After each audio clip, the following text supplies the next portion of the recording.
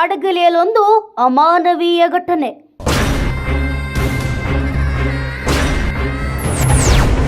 ತಾಲೂಕಿನ ಹೊಳಲು ಗ್ರಾಮದ ವ್ಯಕ್ತಿಯ ಅಪಹರಣ ಮತ್ತು ಕೊಲೆ.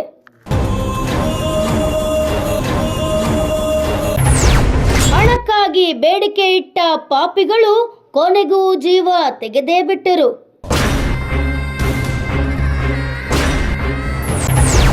ಮಂಜುನಾಥ್ ಶೇಜ್ವಾಡ್ಕರ್ ಎಂಬ ವ್ಯಕ್ತಿಯ ಶವ ಹರವಿ ಬಸಾಪುರ ನದಿಯಲ್ಲಿ ಪತ್ತೆ.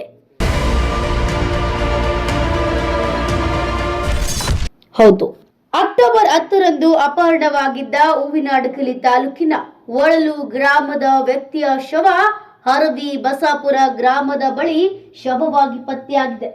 ಮಂಜುನಾಥ್ ಶೇಜ್ವಾಡ್ಕರ್ ಎಂಬ 58 ವರ್ಷದ ವ್ಯಕ್ತಿ ಅಪಹರಣವಾಗಿ ಶವವಾಗಿ ಸಿಕ್ಕಿದ್ದಾನೆ. ಉಜ್ಜಮ್ಮನವರ್ ಮಲ್ಲಿಕಾರ್ಜುನ್ ಎಂಬ 27 ವರ್ಷದ ವ್ಯಕ್ತಿ, ಅಂಗಡಿ ಯೋಗೀಶ್ ಎಂಬ 25 ವರ್ಷದ ವ್ಯಕ್ತಿ ಅಪಹರಣಗೈದ ಆರೋಪಿಗಳಾಗಿದ್ದಾರೆ. ಮಂಜುನಾಥ್ ಶೇಜ್ವಾಡ್ಕರ್ ವಾಕಿಂಗ್ ಹೋದ ವೇಳೆ ಅಪಹರಣ ಮಾಡಿದ್ದ ಆರೋಪಿಗಳು ಬರೋಬ್ಬರಿ 5 ಕೋಟಿ ರುಗೆ ಹಣಕ್ಕೆ ಬೇಡಿಕೆ ಇಟ್ಟಿದ್ರು ಎನ್ನಲಾಗ್ತಿದೆ. ಅಪಹರಣ ಮಾಡಿ ಕಾರಿನ ಡಿಕ್ಕಿಯಲ್ಲಿ ಹಾಕಿದ್ದರಿಂದ ಮಂಜುನಾಥ್ ಅವರ ಪ್ರಾಣ ಹೋಗಿತ್ತು.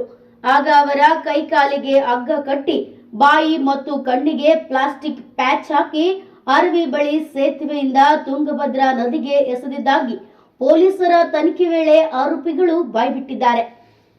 ಇದರ ಆಧಾರದ ಮೇಲೆ ಪೊಲೀಸರು ಮತ್ತು ಅಗ್ನಿಶಾಮಕ ಅಧಿಕಾರಿಗಳು ಮತ್ತು ಸಿಬ್ಬಂದಿ ವರ್ಗ ಶವ ಪತ್ತೆಗಾಗಿ ಅರವಿ ಸೇತುವೆ ಬಳಿ ಯಾಂತ್ರೀಕೃತ ಬೋಟ್ ಬಳಕೆ ಮಾಡಿಕೊಂಡು ಕಾರ್ಯಾಚರಣೆ ನಡೆಸಿದಾಗ ನದಿ ನೀರಿನ ಆಳದಲ್ಲಿದ್ದ ಶವ ಅರವಿ ಬಸಾಪುರ ಬಳಿ ಪತ್ತೆಯಾಗಿದೆ.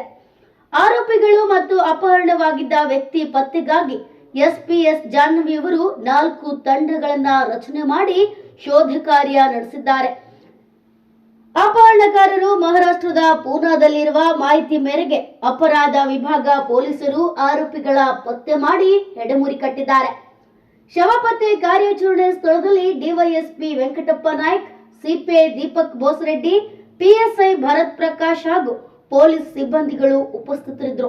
ಪೊಲೀಸರು ಮುಂದಿನ ತನಿಖೆಯನ್ನು ಕೂಡ ಕೈಗೊಂಡಿದ್ದಾರೆ. Bureau report, news pulse, Huvinahadagali.